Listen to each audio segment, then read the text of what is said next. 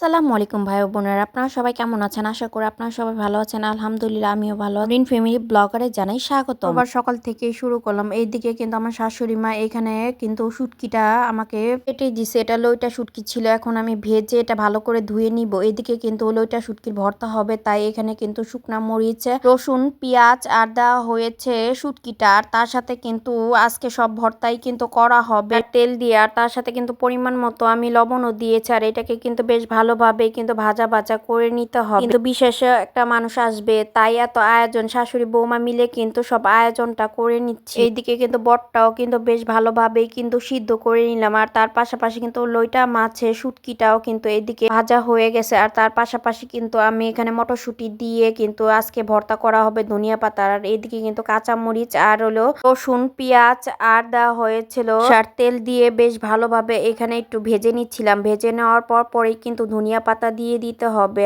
এই যে এখানে কিন্তু আমার বেশ ভাজাটা ভালো করে হয়েছিল। আর ধনিয়া পাতা কিন্তু বেশিক্ষণ ভাজার দরকার নেই।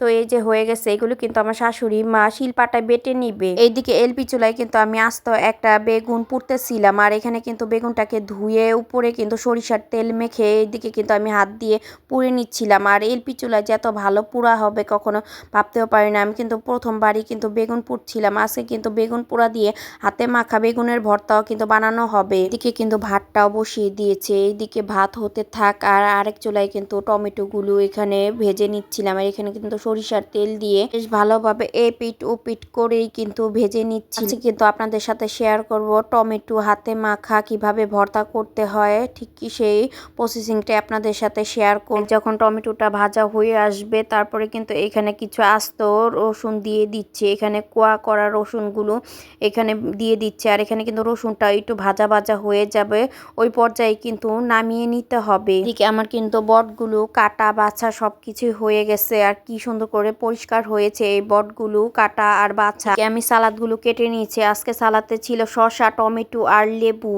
আর আজকে কিন্তু মাখা সালাদ করব না, এইভাবে রেখে দিব। যার খেতে ইচ্ছা করবে সে এইভাবে খেয়ে নিবে। ভর্তা বানানো হবে তাই এইভাবে এই সালাদগুলো কাটা হয়েছে। আর এইদিকে কিন্তু শুকনা মরিচগুলো সরিষার তেল দিয়ে কিন্তু এখানে ভেজে নেওয়া হচ্ছে। হাতে মাখা ভর্তা বানাবো তাই। আর শাশুড়ি মা কিন্তু এদিকে চিকেনটা রান্না করে নিয়েছে। এখানে কিন্তু দিয়ে কিন্তু হালকা ঝোল করে চিকেনটা রান্না করে নিয়েছে। আর তার সাথে সাথে কিন্তু অন্য এক চুলায় কিন্তু এদিকে পোলাওটা রান্না করেছে সেই দিয়ে। আর পোলাওটা দেখতে যেমন সুন্দর হয়েছে, ঝরঝরা হয়েছিল। আর তার সাথে সাথে কিন্তু আমি এখানে বেগুনের ভর্তাটাও বানিয়ে নিয়েছি। আর আপনাদের সাথে কিন্তু এখন শেয়ার করব টমেটোর ভর্তাটা কিভাবে আমি বানাই। তেল দিয়ে শুকনা মরিচ ভেজে রাখা, আর তার সাথে নিয়ে নিয়েছি কুচি করা ধনিয়া পাতা, আর তার সাথে ছিল পেঁয়াজ কুচি, আর তার সাথে আর নিয়ে নিয়েছি ওই যে ভেজে রাখা টমেটোগুলো। আর তার সাথে কিন্তু রসুনটা ভেজে নিয়েছিলাম।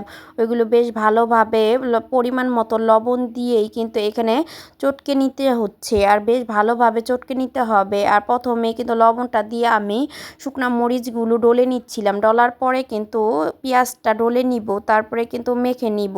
বেশ ভালোভাবে মেখে নিতে হবে। আমি কিন্তু এখানে সরিষার তেল দিয়ে কিন্তু শুকনা মরিচটা ভেজেছিলাম। আর ওই তেলটাই কিন্তু আমি এখানে দিয়ে দিয়েছি, তাই আর এক্সট্রা করে আর সরিষার তেল দেওয়া লাগে নাই। আপনারা চাইলে কিন্তু এখানে একটু চিনিও দিয়ে দিতে পারেন, কিন্তু আমরা চিনি দিইনি, টক খেতে চেয়েছি তাই। আর এদিকে দেখেন কি সুন্দর হয়েছে মাখার পরে। আর তার পাশাপাশি কিন্তু দেখতে ভর্তাটা তো কি সুন্দর হয়েছে। এই দুইটা কিন্তু প্রসেস একরকম করে কিন্তু আমি ভর্তাটা বানিয়েছিলাম। দেখতে যেমন ভালো হয়েছে, খেতেও এর থেকে বেশি ভালো লেগেছিল। আর এদিকে কিন্তু আমি কিছু মাছ ভেজে নিচ্ছিলাম। আর এখানে কিন্তু মাছের সাথে সাথে মাছের লেজ আর মাথাও কিন্তু ছিল। আর তার সাথে সাথে কিন্তু আমি টেবিলে কিন্তু সব ধরনের ভর্তাই কিন্তু রেখে দিয়েছি। ধনিয়া পাতার ভর্তা এবং লইটা মাছের ভর্তা কিন্তু শিলপাটায় বেটে নিয়েছে। আর আমি ভর্তাগুলো কিন্তু সব টেবিলে এখানে সাজিয়ে রেখে যাচ্ছি। আর সব ধরনের ভর্তাই কিন্তু বানানো হয়ে গেছে। প্রায় 4 ধরনের ভর্তাই কিন্তু এখানে বানানো হয়েছে। পাশাপাশি কিন্তু 2 ধরনের কোল্ড ড্রিঙ্কসটাও টেবিলে রেখে দিয়েছে। আর এইদিকে কিন্তু শাশুড়ি মা কিন্তু সিম দিয়ে আলু দিয়ে এই রুই মাছটা কিন্তু রান্না করে নিয়েছে। দেখতে যেমন সুন্দর হয়েছে, তেও কিন্তু বেশ ভালো লেগেছে। আর এখানে কিন্তু ধনিয়া পাতা দিয়ে তরকারিটা রান্না করেছিল শাশুড়ি। এদিকে কিন্তু প্রেসার কুকারে কিন্তু গরুর গোস্তটা কিন্তু বসিয়ে দিয়েছিল। এখানে কিন্তু প্রায় গরুর গোস্তটা কিন্তু রান্না হয়ে গেছে। এখন এখন আমি চুলাটা অফ করে দিব।